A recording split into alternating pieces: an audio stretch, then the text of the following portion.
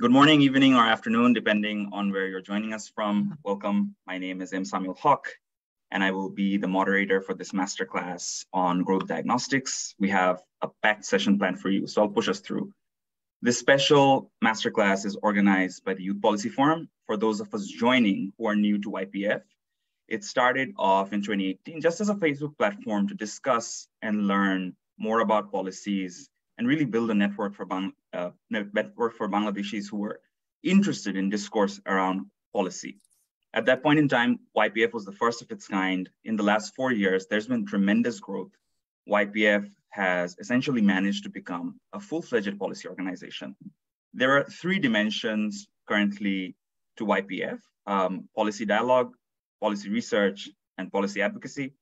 YPF has done over 200 in-person and online dialogues and is currently conducting research on 13 policy areas, from education to healthcare policy, leveraging a team of young policy enthusiasts. On the advocacy front, YPF is actively working with policymakers, parliamentarians, and other key stakeholders to bring policy reforms in several issues, ranging from local development initiatives to economic upgrading. For more information, I would invite you to check the website and the Facebook page. So one of YPF's core tenets is to do capacity building for the youth and spread the knowledge of policy for all. This policy masterclass is one such initiative. Some of the previous masterclasses have been conducted by Dr. Mushfiq Mubarak from Yale University, veteran politician Sabir Hossain Chaudhry, and other distinguished speakers. So essentially the goal here is to make high quality knowledge accessible to all. So I'm going to reiterate, some of you might have joined earlier and heard us, but I'm very excited to share that more than 550 people have signed up for this class, and another 100 more are joining us on Facebook where it's being live streamed. We have students, academics, development professionals, and even career civil servants who've joined us on a weekend. It's very exciting stuff. Students from 42 institutions have signed up, though predominantly Bangladeshis. We also have participants from UK, Canada, Australia, Turkey, Indonesia. So just as a run of things, the way we have it planned today is the session will be approximately 40 minutes, followed by a Q&A session for 15 minutes. So I invite you to share your questions wherever you're plugging in from in the chat. The YPF team is working diligently in the background to moderate those questions and raise them to me so I can present them to our speaker today. And that's a great segue to introduce our guest for today, Dr. Miguel Angel Santos, who is the director of the Growth Co-Lab at the London School of Economics and also a visiting professor in practice at LSE.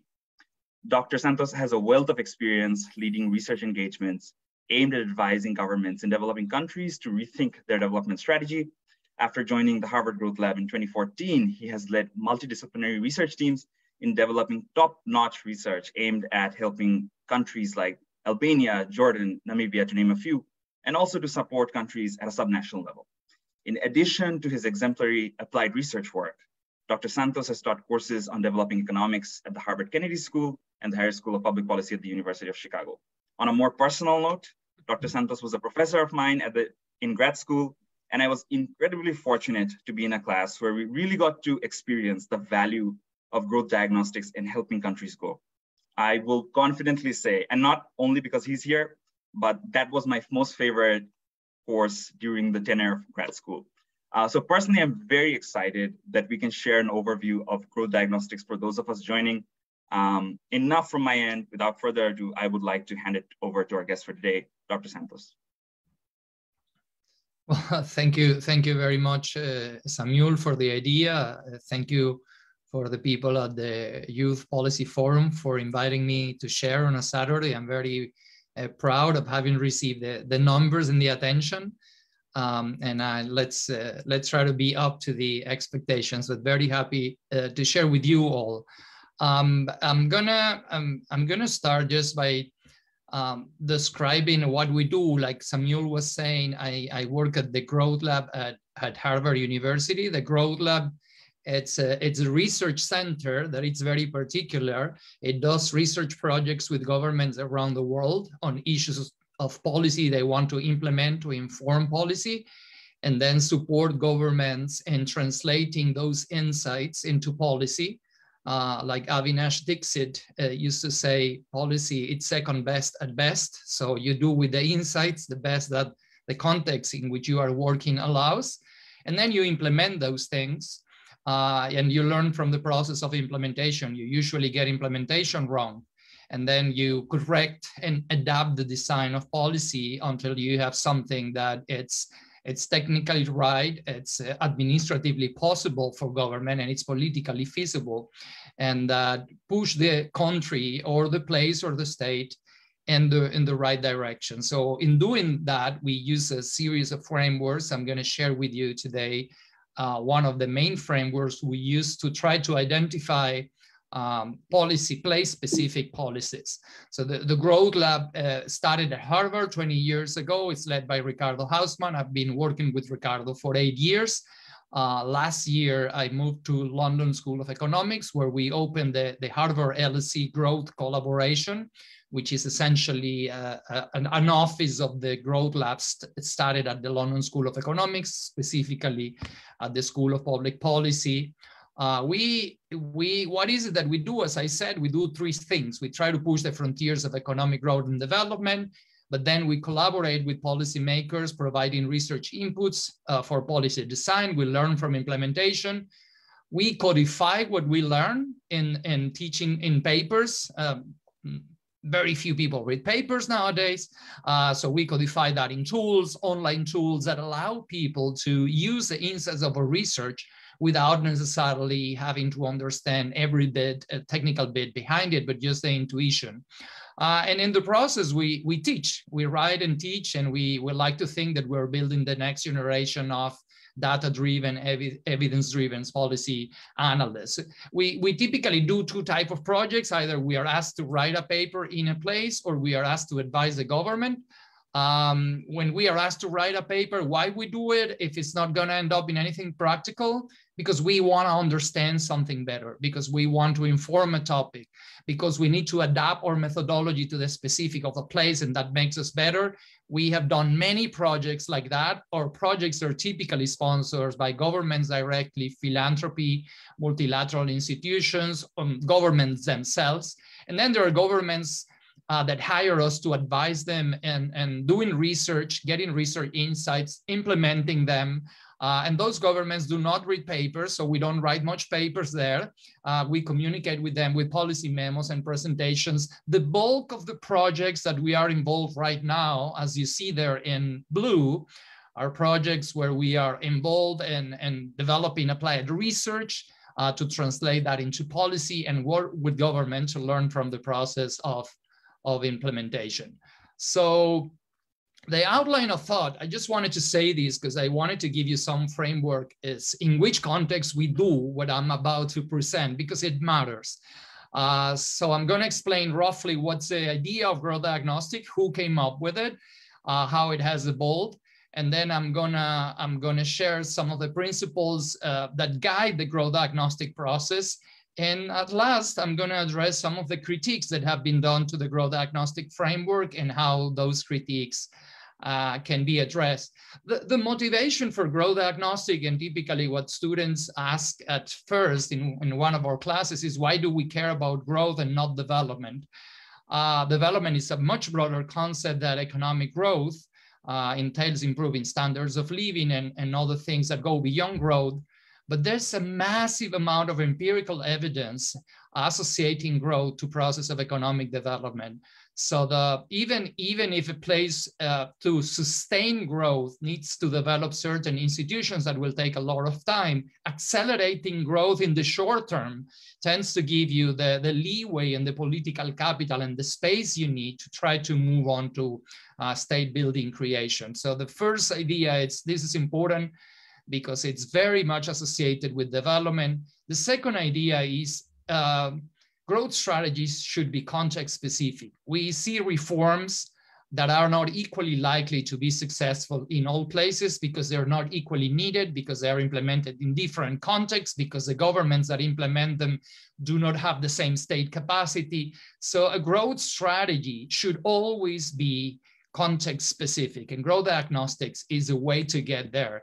And at last, the motivation of the framework is listen, we go to developing countries. I'm from Venezuela, where everything is missing, but most of you are in Bangladesh or in other developing countries. There are a lot of things that we would like to fix, a lot of things that we know are susceptible of being improved. But the problem is that we don't have economic resources, we don't have state capacity, and we don't have political capital to tackle all the things that we would love to improve. So Grow Diagnostics is a methodology to help to prioritize government interventions by identifying what would be the interventions that have the higher likelihood to have a positive impact on growth. So this is mostly the motivation. The notion of growth diagnostic is very closely associated to an idea introduced in 1956 by Lipsey-Lancaster, which is the theory of the second best. So the theory of the second best is when many things are not optimal in a place, imagine there are various distortions in a place, correcting one distortion doesn't necessarily warranty that all other distortions are going to stay the same or are going to improve.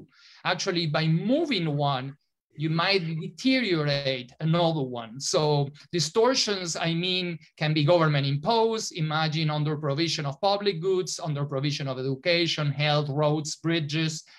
We can talk about excessive taxes, labor regulation, corruption, or that can be market failures as well, on the form of externalities and coordination failures needed to make investment happening. We're going to call all those distortions, and these are the things that I was saying we would love to fix them all. It's not only that we don't have resources, we can only tackle a few, but when you work in one, you're not only working in that one, so this is the direct impact that it will have in your utility function, that it can be growth, it can be investment. When you correct distortion J, you improve, hopefully you did your homework before and you do improve the outcome you're aiming at. The problem is that when you move J, all other distortions are moving at the same time, and you cannot guarantee that the impact on J, on the good that you are aiming at, it's enough to compensate for the potential negative impacts it could have in all other dimensions. So this is what it's called. It's very intuitive, as every intuitive things in economics. It has a very complex mathematical underpinning, which you don't need to understand, because it's a very intuitive thing that if I had 10 things to fix and I fix one, it's not that the other 9 in the process stayed constant. Some of those might have moved further away from equilibrium or might have further away distorted as a consequence of me acting on just one. So growth diagnostic, then, it's a reform strategy that will help us to identify what are the reforms that are most likely to have the largest impact on growth. The concept fell already on a field where there were already some reform strategies there. One reform strategy, which is a classic, is wholesale reform. Like ask policymakers to do everything they can do on all dimensions to remove all distortions, which assumes somehow that you have the economic, the political resources, and the state capacity to remove them all. The Washington Consensus was a little bit like that. The Washington Consensus started in the 90s as a series of 10 things that you should go after if you wanted to stabilize your country, growth and develop. And it included, as you know, fiscal discipline, you have to reform taxes, financial liberalization, trade. So many countries reached these 10 places in the right direction, and they weren't growing. And they actually became more unstable. So there was like a second generation. No, you know, you finished this 10, but I mean, there are all the 10 that you're missing now. Now you need to do corporate governance, anti-corruption law, flexibilized labor market. So the problem with this is a little bit like Excel files that you think they have like from A to Z columns, right? And then, okay, from A to Z, I already did the Z, No, wait, it's AA, AB, AC, and then it goes forever. So governments, first, all of this reform have different impacts in different places. Second, you don't have the political capital, the resources, and the state capacity to move all these reforms at the same time. You might think, well, he's talking about the Washington Consensus, and this is a thing that was prevalent in the 90s, you know, but we're in 2020, that was 30 years ago. I worked for some time in Jordan, and this is the World Bank policy reform matrix for Jordan. So the World Bank has a team in Amman in Jordan, and they have a series of government programs and reforms that have been made to help Jordan growth. And when you list the reforms, it's just macroeconomic adjustment, reduce business costs, drive FDI, deepen access to finance, flexibilize labor market, improve your social safety net. So essentially, it's more of the same. But this has a very specific form in what it's called the reform matrix for Jordan, where you have all the things that you're supposed to do as a country to improve. And you have a date where you were supposed to start doing these things. And then you have a status report. In some cases, there's no status. In other cases, it clearly says this is on track, this wasn't met, this wasn't met, this wasn't met, this was met with delay, and so on and on. And this matrix doesn't only have these that I'm showing you. I'm just showing you a couple of the areas of the matrix. So essentially, this turns out improving, growing, and developing into an endless process where all the things we could do look the same. And that makes places choose certain reform over another as if they were substitutes. And we will learn in Grow Diagnostic that most of these things tend to be more complement than substitutes. So that's for wholesale reform. Another approach is, listen, we're not gonna do everything. Just do as much as you can, as best as you can. So the problem with this is that first, you have the second best problem, that if I reform something without paying attention at the secondary impacts of it, I can potentially end up having a negative impact on the outcome variable, which is investment and growth, because I didn't account for those. And second, welfare is not necessarily increasing in the number of areas that you reform. It's not that more welfare it's gotten when you reform more areas. It might be that you reform one area that has a big impact. The classic do as much as you can, it's doing business, which now has lost all of its reputation.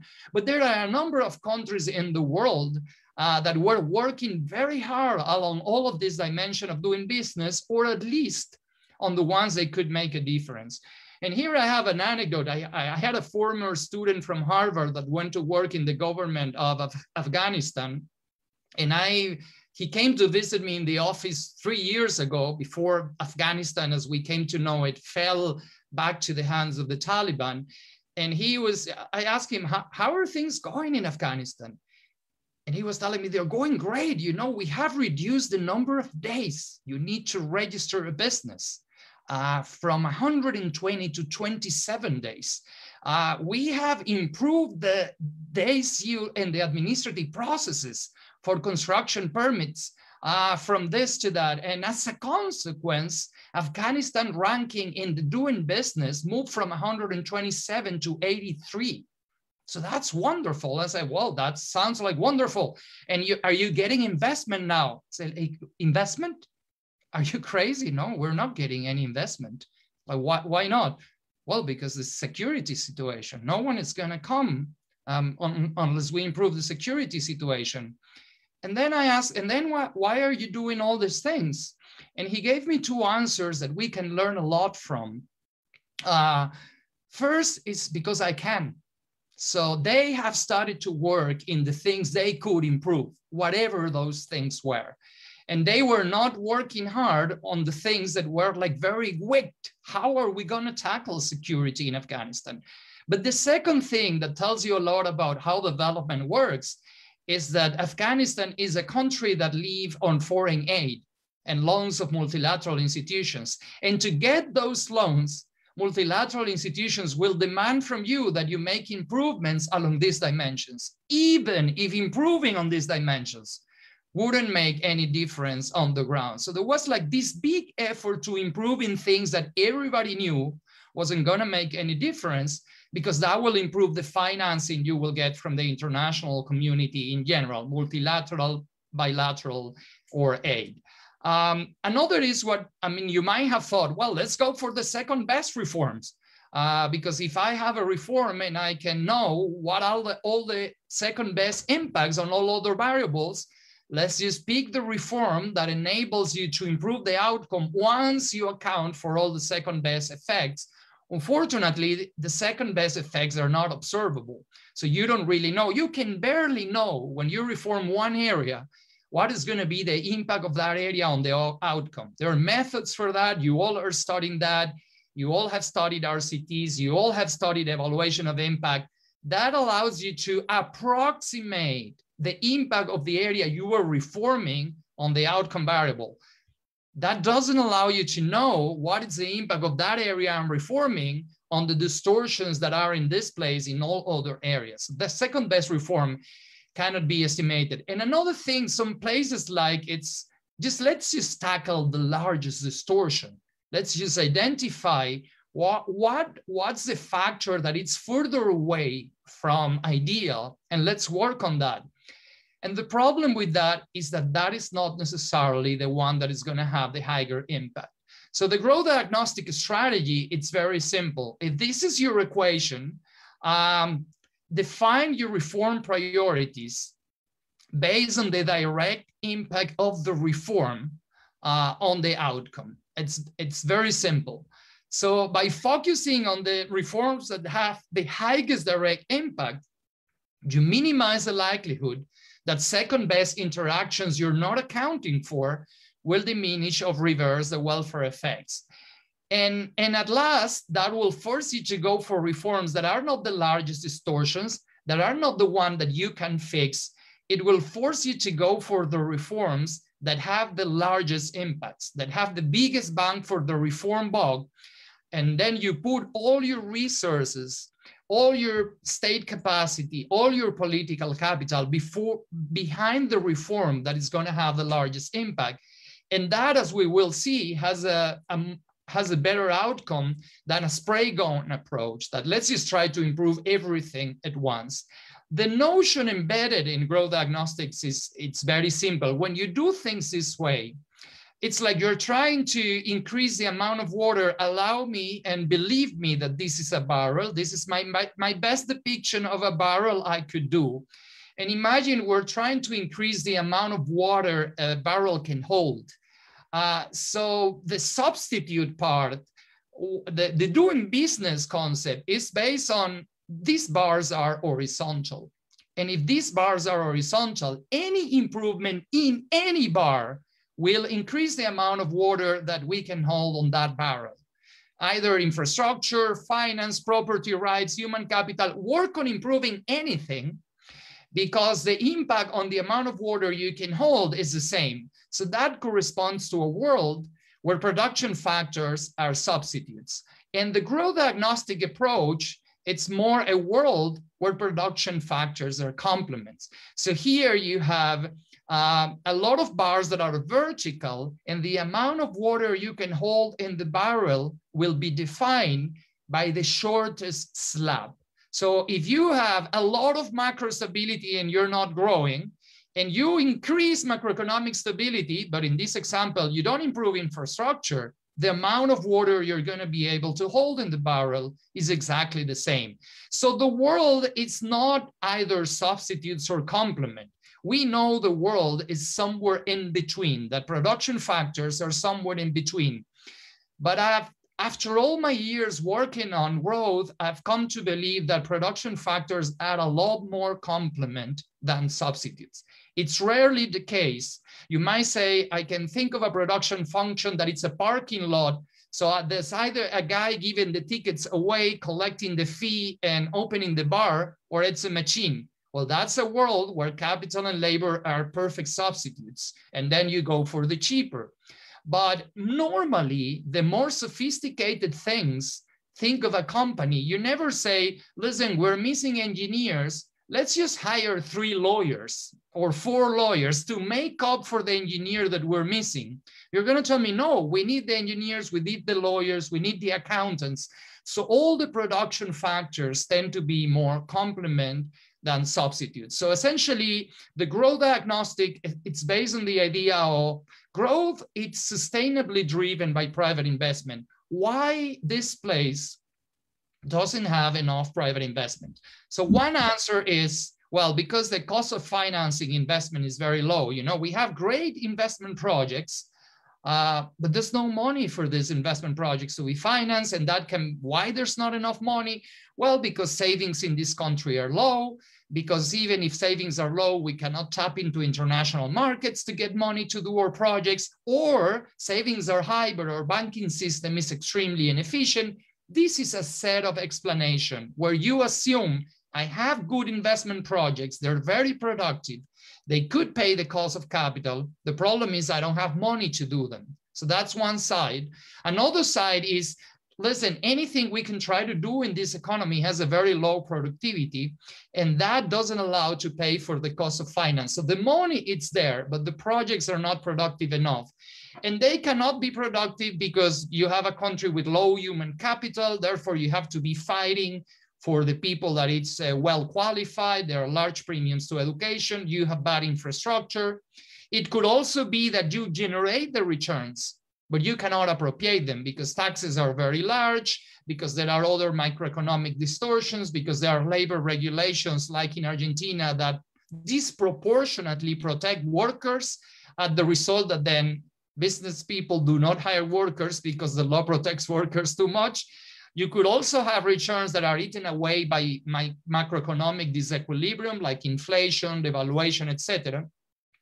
Or you could also have situations where there are issues where private investment could be profitable. You have the macro environment, you have human capital, but it's not happening because of coordination failures. And I'm going to stop here a minute because probably of all the three, this is the one that sounds more weird. Like, what do you mean by coordination failures? Coordination failures is when you're trying to attract a business to a place, but to be there, the business needs a minimum ecosystem of business around to function, either because they buy from them on an input-output relationship, or either because the business demands talents that it's typically produced by a business ecosystem that is around. In that situation, when you're trying to get growth sparked, it's like a party where you have the drinks, you have the music, you have the food, but no one is there. And if Bangladeshis are like Venezuelans, we, before going to a party, we call the host and say, well, yeah, we're about to leave, but one question, who is there already? And if no one is there, it doesn't matter how good the party looks, you don't want to go. But once you call and everyone is there, you want to go. So this is what it's called coordination failure. The host has a coordination problem that's typically solved by calling 3 or 4 friends, listen, come here so that we can show this some people. And when they see a minimum critical mass, then all those will come. That's a classic coordination failure that is very, very relevant when it comes to thinking and launching new economic activities in a place. So the growth diagnostic framework evaluates all of these factors, to see how relevant they are in the place. Again, trying to identify what is the largest distortion or what is the distortion that will have the higher impact on private investment and economic growth. Some implications of this view of the world, just to summarize here, we're going to focus on things that are in low supply, not in low demand. So you can have interest rates very low because people is not demanding credit. That's not a problem. So credit can be low because there are not projects that are productive enough. So we care about supply, not necessarily demand. And factors in short supply depress the demand for other complementary factors. So if credit is in short supply, I will not get credit for the business, and that will decrease my demand of human capital, of infrastructure, and other production factors. So that's the other view. And that provides an empirical strategy for us to identify the constraints. A growth diagnostic process is not something an analyst do in a desk based on data without talking to people.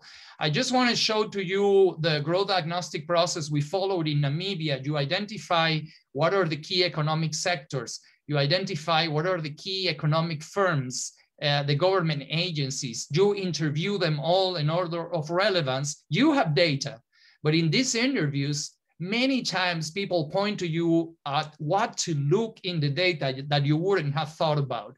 So we are trying, when we interview people at length, we're trying to understand what they perceive to be their constraints. They might be right or not. What factors are preventing them from investing more? And at the same time, we're trying to make them part of a process, because in the end, to make things happen, you need government, you need private sector, you need policy analysts. So it's a process whereby you build a narrative and a consensus around what is the thing or two that we're gonna focus now. So in Namibia, we interviewed 32 people between government and the private sector, 15 different economic sectors that were present in the country. I'm just adding this slide here to tell you, growth diagnostics is a process. And it's a collective process of building a narrative, and it's not something done by policy analysts in isolation.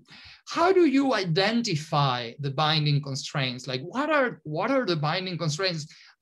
Let's say we got the idea, but what characterizes the factor that will have the higher impact? Well, there are 4 characteristics that characterize the factor that will have the higher impacts. First, the price is high. If there is something that is scarce and there's demand for it, the price should be high. Sometimes the price is evident, so you can go and check the price. This is Jordan's price of electricity. Here you have the expense, how much it costs to provide electricity in orange, and how much revenue the Jordanian official electricity company got.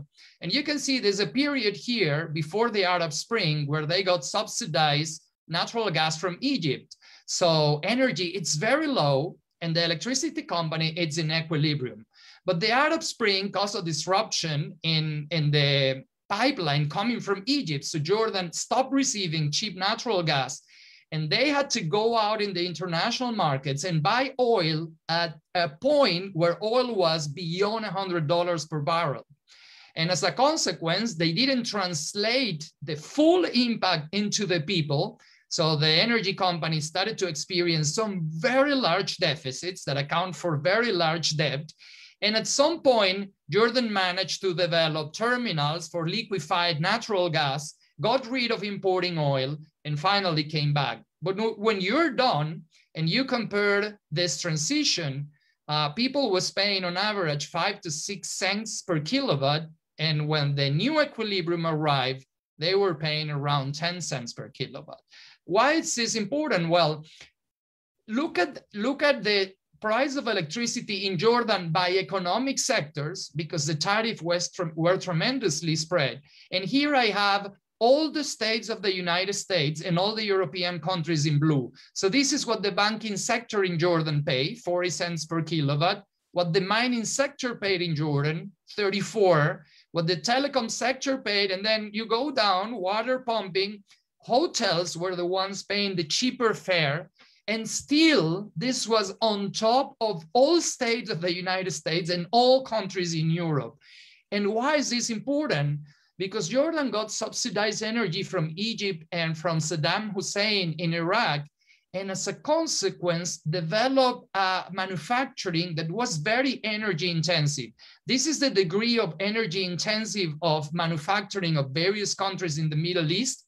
You can see Jordan has a manufacturing that has an energy intensity similar to Saudi Arabia, Iran, Egypt. It's just that they don't have oil and they don't have gas, but they have the intensity. So because of this, the Arab Spring triggered a price increase that essentially hit the Jordan manufacturing very hard and caused a deceleration of growth. So this was one of our candidates for a binding constraint. Again, the signal is prices are very high. Sometimes you don't observe prices. For instance, in Jordan, many businesses complain that they had a lot of trouble bringing foreigners with skills. So this is the premium earned by non-Jordanian professionals. And you can see a non-Arab professional in Jordan makes 30%, almost 40% more than an identical Jordanian. So that tells you that person, it's a complement to Jordanians. But Egyptians and Syrians earn a discount over Jordanians, meaning when you increase the provision of Egyptians and Syrians, they come at a lower price. So they're substituting for Jordanians, whereas technicians are complementing Jordanians. For instance, a technician that is non-Arab makes 200% more than a Jordanian with identical education level, experience, gender, and industry, and working in the same district. So you pick two econometrically equivalent people.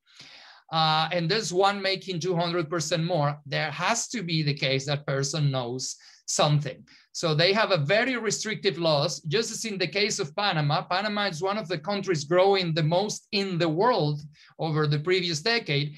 And when you check the industries that grow, that I'm signaling here in green, they tend to use a lot of skills. These are workers with college diploma in professional and scientific, finance and insurance, telecommunications, real estate. These are the sectors driving growth. Where do Panamanians got all the good people if they fare the worst in the quality of education tests in Latin America? So you have a country growing by leverage a lot of sectors with very high growth and very high skills, but they don't produce the skills. Well, they develop a law to let all firms that wanted to create their headquarters in Panama to settle in Panama in 3 special economic zones. And there are 2 characteristics of those special economic zones. One, there's a tax holiday across the board. The second, firms in the zones can hire as many foreigners as they want. So the lack of skills, you supply that with foreigners. When we check how much foreigners make, on average, foreigners make 50% more than a Panamanian. But if you check Panama main industry, which is transportation and logistics, a foreigner working there makes 70% more than a Panamanian. Again, that a Panamanian with the same education, the same degree, the same experience, the same gender, working in the same industry and in the same district. So we're picking 2 identical people. So this is telling you whatever policies you implemented to bring talent, talent is becoming extremely scarce. And if you interview business in Panama, their main complaint was, they are stealing people from me all the time. All the skilled people is just running around all the time. So Panamanians didn't want to have more foreigners in the country. But when you ask them, what's the country you would love to be like? All Panamanians will say, we would love to be like Singapore. Well, Singapore has 45% of the labor force are foreigners. And the second place they wanted to be like was Hong Kong. We would love to be like Hong Kong. Well, Hong Kong has 40% of the labor force are foreigners. In Panama, it was 4.7%. Why? Because they're trying to specialize in very sophisticated industries, just like Singapore and China and Hong Kong and China. You don't develop those yourself. You develop those with a lot of foreign talent. So that's the first signal, price. The second signal is, if you're gonna tell me this is the thing I should be doing, when I move this thing, I should observe a reaction in investment. If this is the binding constraint and I solve it, I should observe a reaction in investment. If this is a shorter slab and we increase it, we should observe an increase in the amount of water in the barrel. So look at Brazil and Mexico, for instance. This is credit to the private sector as an income per capita. And you can see, well, credit in the private sector in Brazil, it's very low for their income per capita. It's like 32%. Credit to the private sector in Mexico is like 18%. It's very low. So you might have thought, well, I mean, credit to the private sector, it's a problem. But when you check the interest rates in Mexico were positive, but very low. The interest rates in Brazil are crazy. So this is telling you that in Mexico, credit to the private sector is low, because people is not demanding credit. So that's not a problem. But in Brazil, credit to the private sector is low, and a lot of people is demanding credit such that interest rates are very high. This is a price signal. And when you check in Brazil, what happens when I change the interest rate with the investment as a share of GDP, you get a perfectly negative line, meaning when I decrease investment, interest rate, investment shots up. And when interest rates increase, investment comes down. Investment, interest rate, and credit is a strong candidate for a constraint. When you look at that in Mexico, it's all over the place. There's no evidence in recent history stating that when you change interest rates in Mexico, investment reacts. We were also invited once to work in Mexico poorest state. It's a state that have a significant schooling gap with the rest of the country.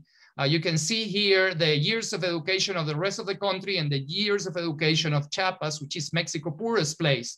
And the gap, even though there's a permanent gap there, the gap was closing, but the income gap, this is a share of income, of national income earned by Chiapas, had gone from 60% to 40%. So in the meantime that you were closing the schooling gap, the income gap was widening. It's very unlikely that education was a problem, because as education was improving, the productivity and income gap was widening. So this is what we call movements in movements. The third signal, it's a one that is a very nice, which is called camels and hippos. I mean, what you observe in a place, it's an indicator of what it's missing and what is abundant in the place. And this is a warning against business surveys.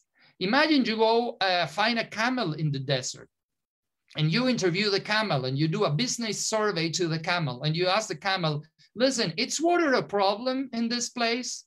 And the camel will tell you, no, water is not a problem in this place.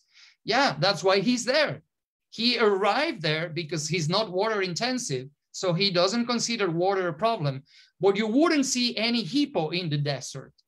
So what you observe in a place, look at this, this is Namibia, and this is like how much you have grown in employment over the previous 6 years and the share of workers with tertiary education. So here you find that the industries that have experienced the fastest growth were industries that do not employ qualified workers. So this is telling you that qualified workers in Namibia are abundant, and that high-skilled workers in Namibia are not that abundant, are scarce.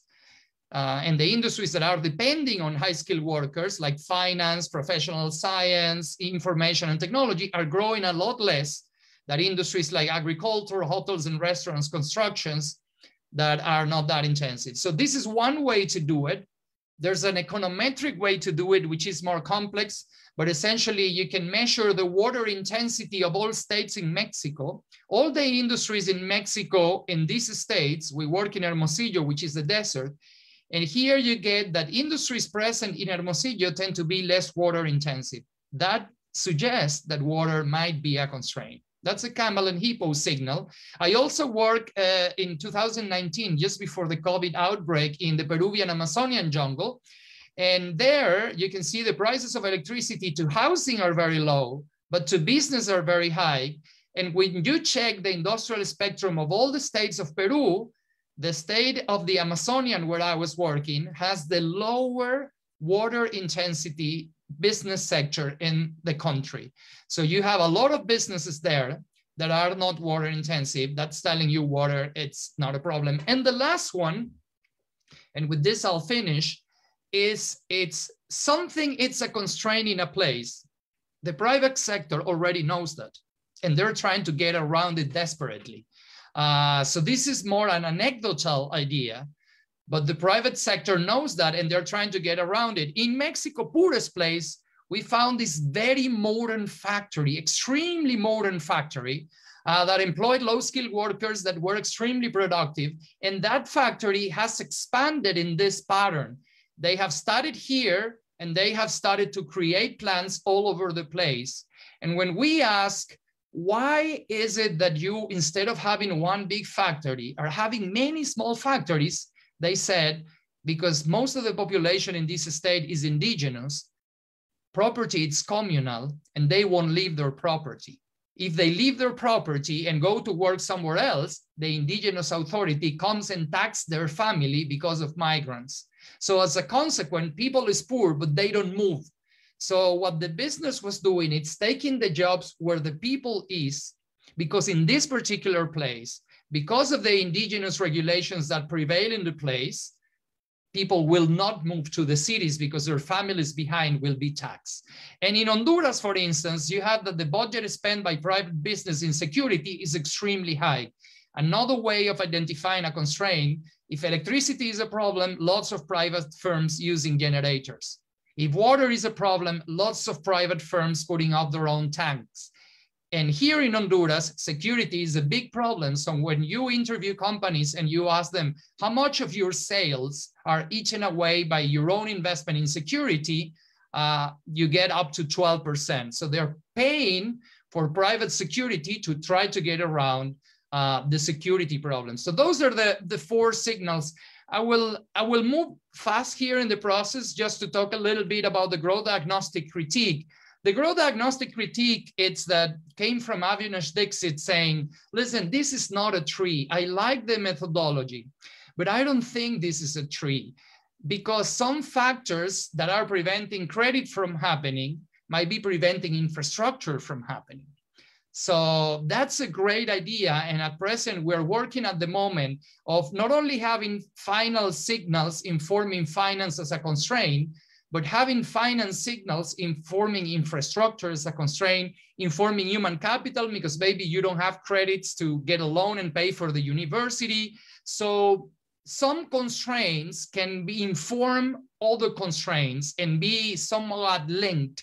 So even though the tree that I presented to you really helps to think about the problem, the factors that you observe in the tree, the separability of those factors is far from perfect. And that's something that it's good to know when you're trying to fix a problem. It might not only be finance. When you fix credit markets, you might have an improvement in infrastructure because people get their infrastructure projects finances with credit, but also in investment and also in human capital. So final thoughts, government had finite resources, bounded political capital, and limited state capacity. You need to focus your growth strategy on a few critical reforms that are likely to deliver the largest impact. Growth strategies have to be context specific. Not all reforms are equally effective in all places. Not all production factors are equally binding in all places. Therefore, it makes no sense to apply the same reform to all places, because the large of the slabs of the barrel are different in all places.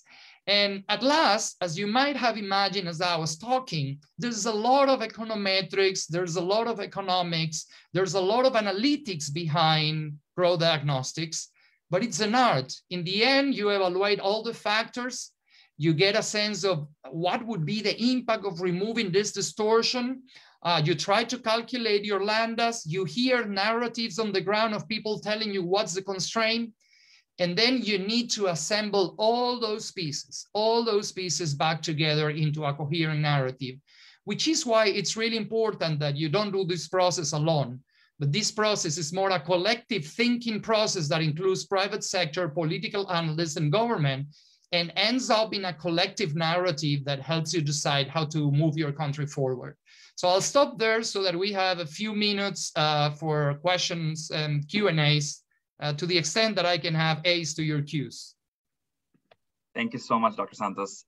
It was almost like being back in class, super insightful.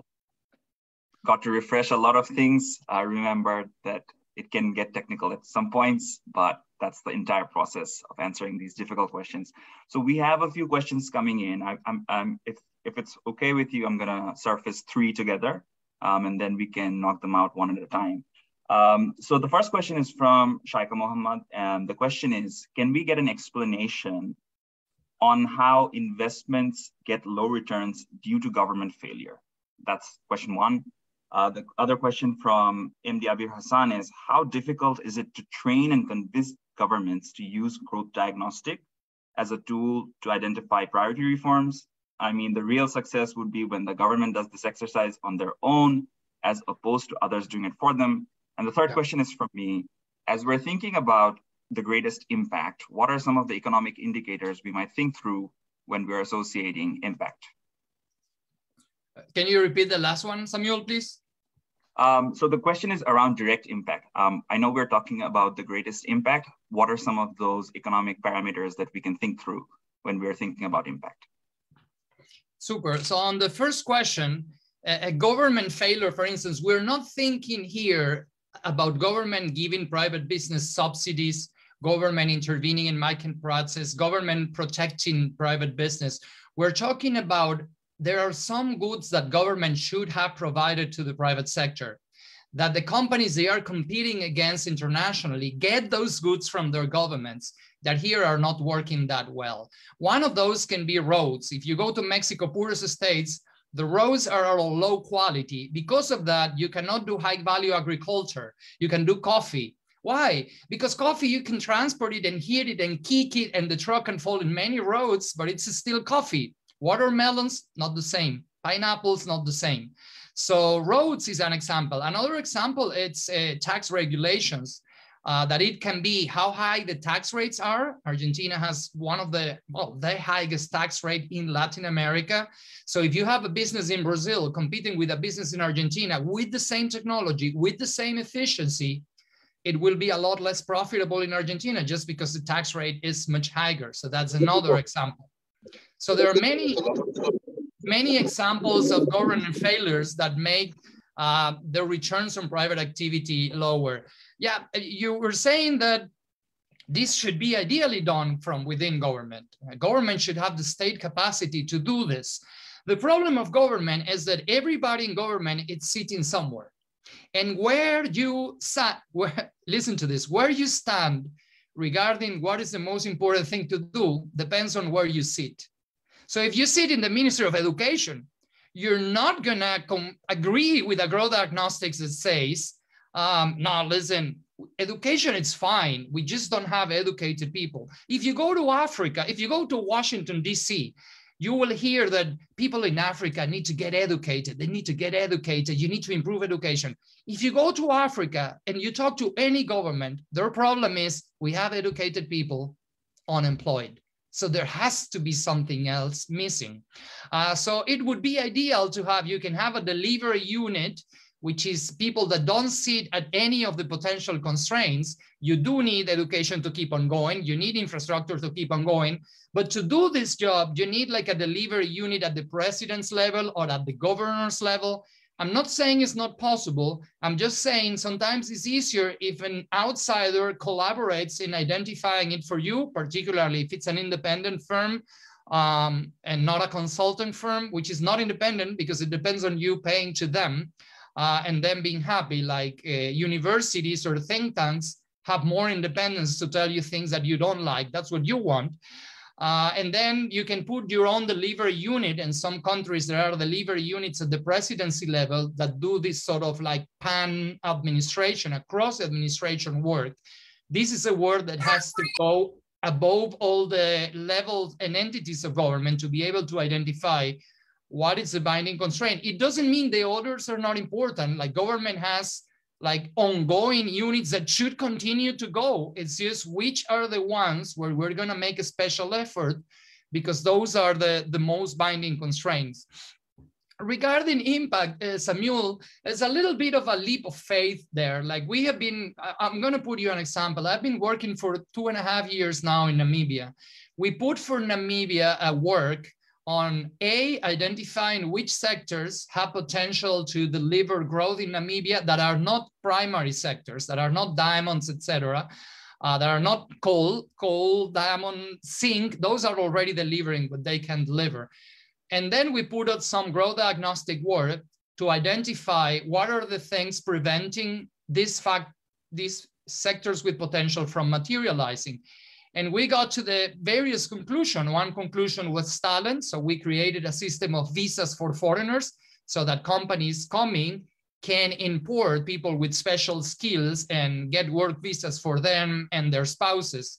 So that's one thing. Another thing was government uncertainty. People was afraid of coming because regulation changed a lot. So we created a Namibian investment board unit that sort of warranties, and it's a vehicle through which private investors talk to government so that they get a little bit more of policy uncertainty. That's another one.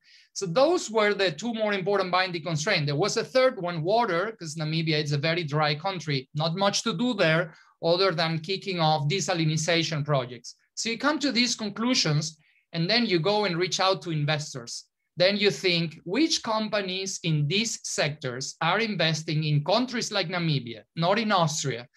Which companies are investing in Zambia, in Botswana, in Zimbabwe, neighbors of Namibia with roughly similar characteristics?